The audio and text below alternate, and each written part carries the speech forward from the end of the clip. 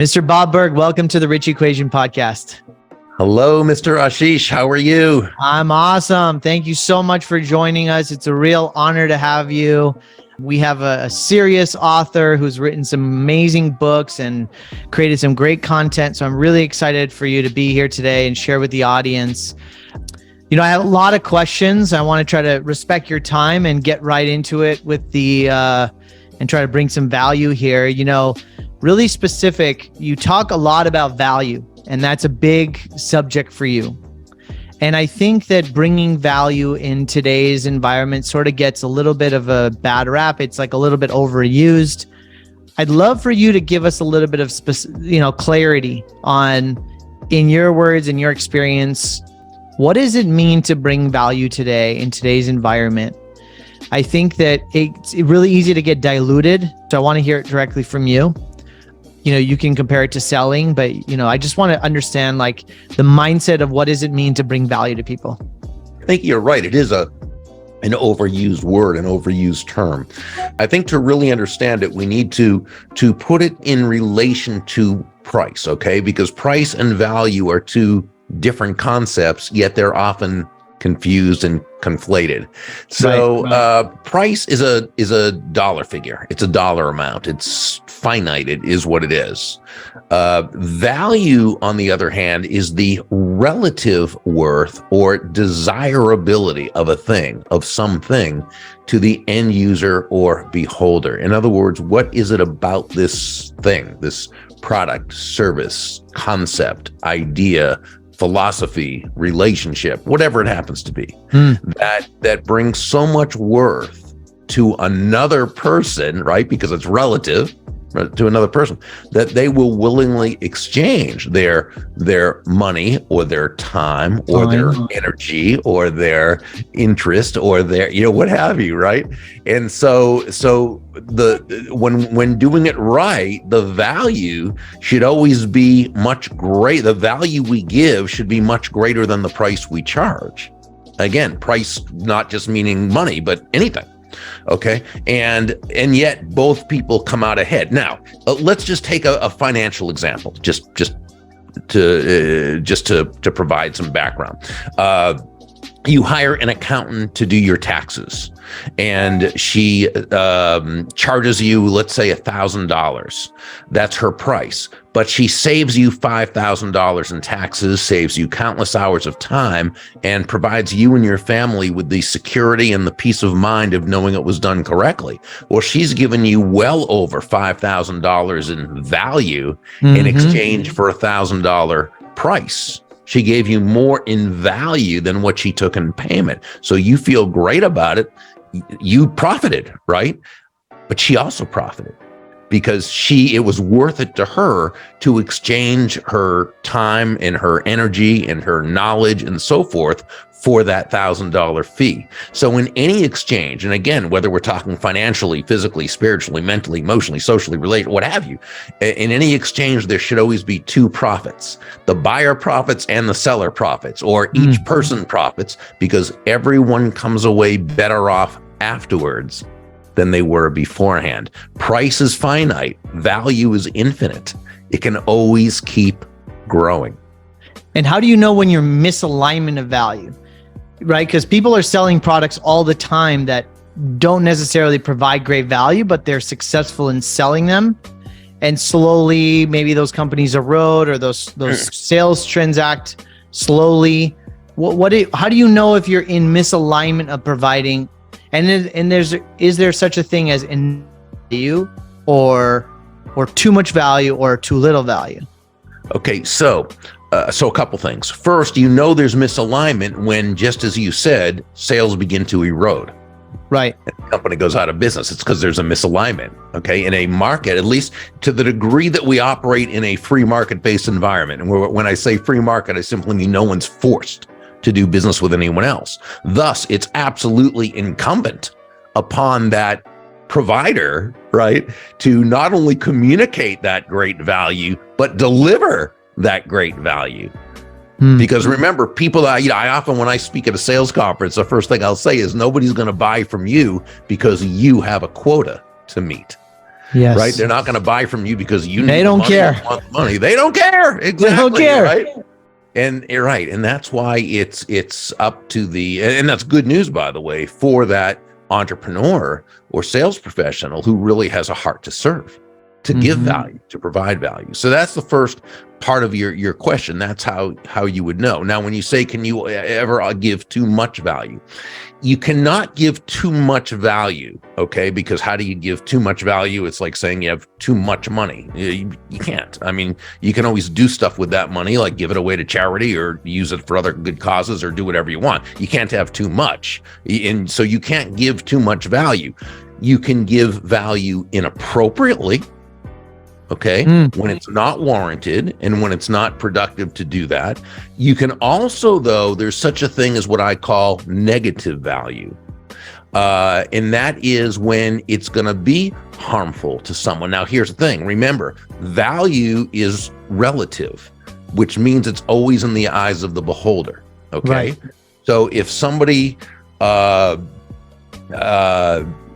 if a restaurant serves the greatest tasting steak in the world, that's negative value to me because I'm vegan. I can't stand the idea of an animal being, horribly raised in terrible conditions and then slaughtered for human consumption. I'm not judging anybody. I'm just saying, to me, that's negative value. It holds no value. It's negative value.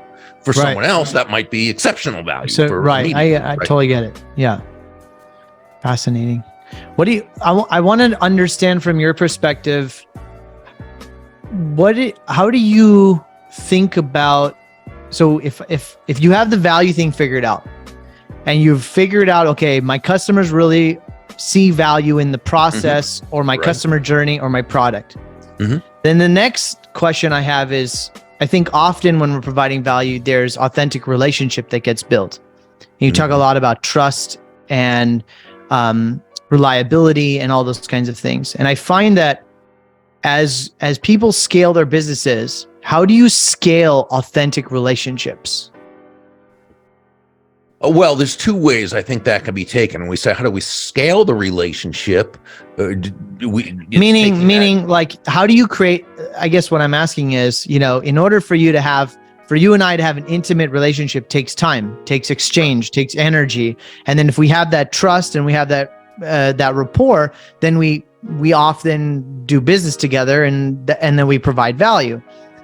How can you do that at scale if it costs time and exchange? And so to try to build that at scale is what I'm asking. Yeah. Yeah. Well, now that goes back to the law of compensation, where we say your income is determined by how many people you serve and how well you serve them, right? Which means you must scale, right? You must be able to leverage that value you're providing and expand upon it. So how do you do this? Well, referrals and introductions are some of the very best ways to do that, because the process of prospecting for business, which while is certainly necessary, is what's so time consuming, because you've got to reach a lot of people through a one-to-one type of prospecting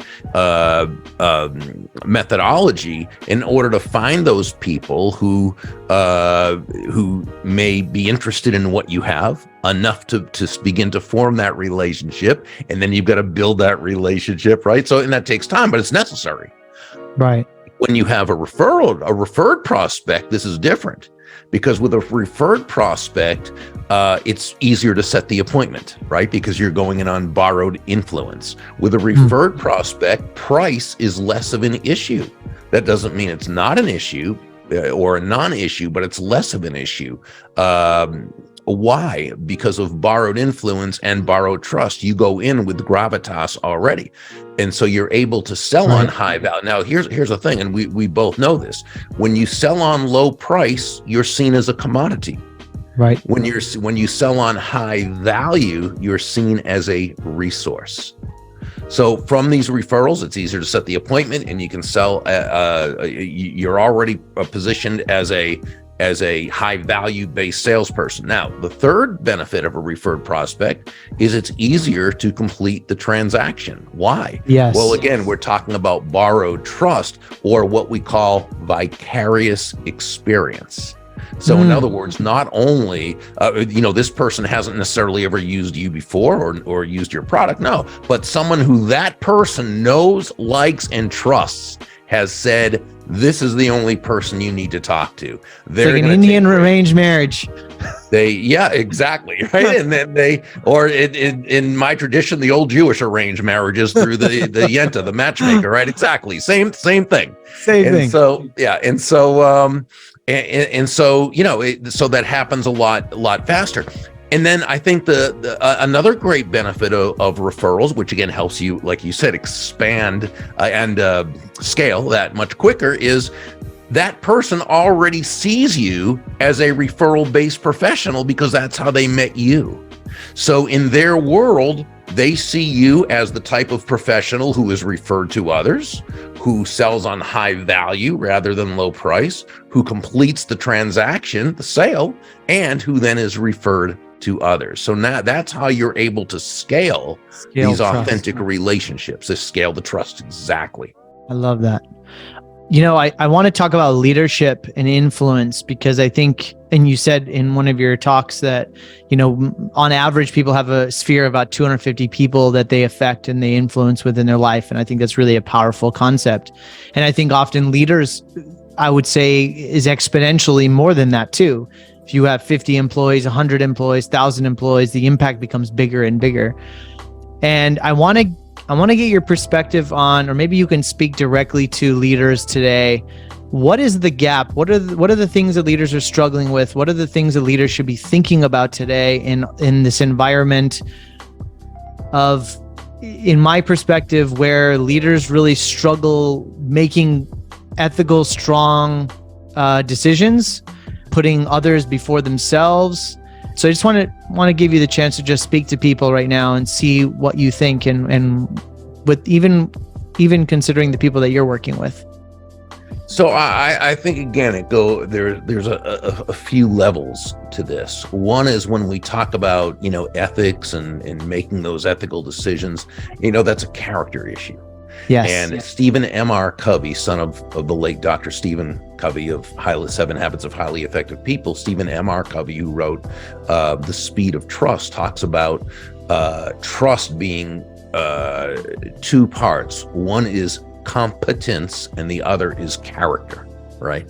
And we need our leaders to have both. One without the other just isn't going to cut it. And we know that while we can lead from any position, certainly Mark Sanborn, Robin Sharma, and others have written wonderful books about how you can lead from anywhere. Okay, we know that. A culture of leadership begins at the top and trickles down.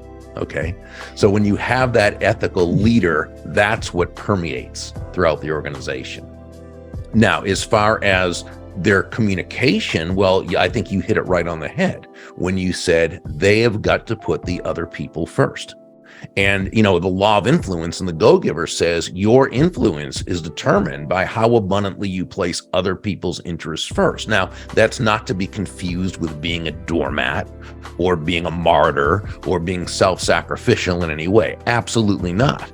It's simply, as Joe, the protege in the story, learned from several of the mentors, the golden rule of business, of sales, and let's add leadership and influence is, all things being equal, people will do business with and refer business to and allow themselves to be led and influenced by those people they know, like, and trust. Well, here's the thing. There's no faster, more powerful, or more effective way to elicit those feelings toward you from others than by genuinely and authentically moving from that I focus or me focus to that other focus. And that's really where it begins. That's what Jim Collins in his book, Good to Great, talked about when he talked about the difference between the level 4 leader and the level 5 leader. Both were just as talented. Both could be of high character. But with the level 4 leader, it was basically about them. Everything rose and fell on them. Whereas with the level 5 leader, they put the interest of their company first. They put the interest of their team members first. They look to build other leaders and not make it about themselves. Yeah, where leadership is actually scalable. Yes, exactly. Yeah, I love that. I want your definition of success. You spend a lot of time with business people, and I find that it's a really big thesis for me in life of like, how can we be successful in multiple aspects of life, not only in business, but in our relationships, in our health, in our nutrition, in our spirituality, in our contribution. I think we live in a community, we live in a society where it's very materialistic. People are driven, and I'm speaking this for myself, so I'm not projecting. Like, we grow up this way of highly excelling and achieving and producing, and then life gets imbalanced, right? People have separations in their relationships, or they don't show up for their kids, or they become unhealthy, and then all the things kind of get wacky. I'd love to hear your story or anything that you have to say about this. Well, I mean, I think we can come up with a number of definitions for success. Because I think it's multi-pronged. On a very, very basic level, success is simply accomplishing a specific goal or an aim. The team, wins 5-4 over the other team, right? The team that won was successful. Right. The team that lost was unsuccessful. Then again, maybe they were successful because even though they lost, they played better than they had been the last time. So maybe on a certain level, they won one aspect, even though they lost. So again, we're just looking at that very legit, very logically. Now, let's say you want to lose 20 pounds in 3 months. Okay, drop 20 pounds in 3 months, and you do that. Well, you were successful. Okay, right. Now, what if you drop 18 pounds? Well, you were, 90% successful. If I have that right, I'm not sure. But anyway, you were successful to the degree that you accomplished that goal. That's fine. But now let's take it a little deeper. I remember Earl Nightingale, the great radio personality and one of the real progenitors of the modern day personal development movement, defined success as the progressive realization of a worthy ideal. So you take that apart, the progressive realization. In other words, you're moving toward it. You're making progress, rather. That's success, but toward a worthy ideal. So being the top drug dealer on your block would not be success, because it's not, that's what we call negative value, right? That's not something, right? But the progressive realization of toward a worthy ideal, fine, that's success. You're making progress. I think Christopher Morley said, success is living your life on your terms. Sounds pretty successful to me. I define success similar to the way that UCLA legendary coach John Wooden defined it, because John Wooden, what's interesting is, I don't even remember, was something like 14 or 15 NCAA championships in the States. That is a biggie, right? The college, the champion, 14 years or 15 years, not in a row, but pretty close. He was the winningest coach of all time. For a long time, he was a winner, yet he never focused on winning games. Yes. His whole thing was the process and teaching his players the process. If they would be successful in the process, doing the right things, they'd win the games. And sticking to the process, even in times of losing. Yeah, so exactly. Oh, great point. So my definition of success is a genuine and ongoing feeling of happiness, the result of doing one's best to live up to their potential. So to me, you're successful if you've done your best to live up to your potential. So to the degree that you've lived up to your potential, that's the degree to which you're successful. God, that doesn't mean it's the right definition, it's just that's mine. And I borrow, I love that. Paraphrase Coach Wooden's. That's really good. What keeps you up at night, Bob? Well, sleep apnea, really, but other than that, not much. Other than that, I sleep really well. What's your favorite book you've read recently? Oh, favorite book that I've read recently. That's tough because I read all the time and I just love the books I read. I would have to say Maybe a recent must read. And for the people that are listening, Bob has a huge 1,000 book library right behind him. So I was gonna say, please pardon me for turning my back to you. I didn't mean no to. problem. So this is a book I read probably about a year ago. It's called Think Again by Adam Grant. The subtitle is The Power of Knowing What You Don't Know. I just had a friend tell me about that book yesterday. It might be the most important book of our modern day. Wow. Yeah. So give us it's about rethinking the things that we think we know about. Yeah, it's basically understanding that we don't know, even when we think we do, we might not. And we've got to be open to the idea that we might be wrong or not 100% right.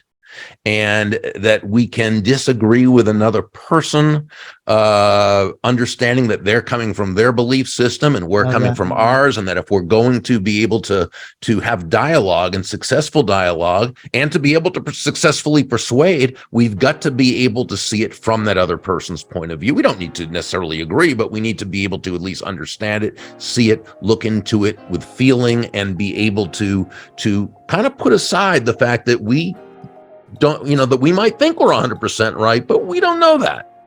We don't know that. So we need to think again. And it's just absolutely powerful. Well, that's my next one. I actually was referred to that book yesterday. So that's not just a coincidence, right? Right. Tell us about, I'm really fascinated with people's routines and the things that they do on a daily basis. You travel all the time. You're a speaker. You're doing podcasts. You're a mover or shaker. What is your routine that helps you stay sharp, healthy, active, and perform at this level? I think the big thing is that I have a routine.